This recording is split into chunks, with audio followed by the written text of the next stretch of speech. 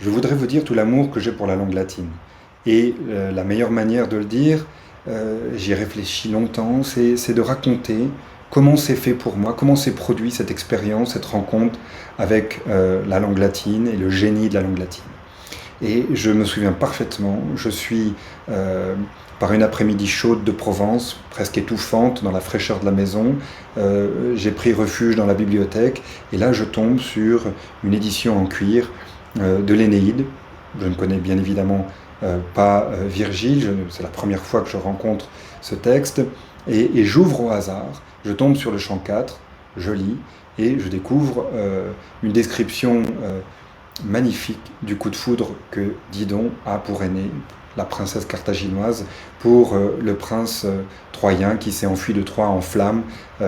qui a été mis en flammes par les Grecs. Et là, mon œil passe du texte français au texte latin, et je comprends très rapidement que la beauté du latin est dans cette simplicité, cet alliage entre la simplicité d'une langue, dont les mots sont très proches de la nôtre, de l'italien et du castillan, et de l'autre côté, il y avait des mots dans ces pages qui résistaient, qui étaient comme impénétrables, mais dont la beauté, dont la mélodie me touchait profondément. Et c'est là où j'ai fait l'expérience de la beauté du latin. C'est-à-dire que certes, d'un côté, il y a une forme de rigueur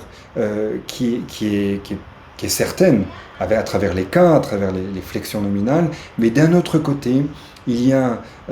cette langue qui est chantante, qui est joyeuse, et que je dirais presque enfantine, par son accessibilité, et puis par les tours que la langue peut faire.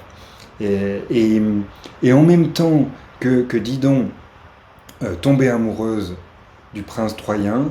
et qui allait fonder Rome, en même temps, je tombais amoureux de la langue latine et je n'ai plus jamais arrêté de lire le latin depuis et de l'enseigner. Donc à travers ces cours, mon idée est de transmettre cette passion pour la langue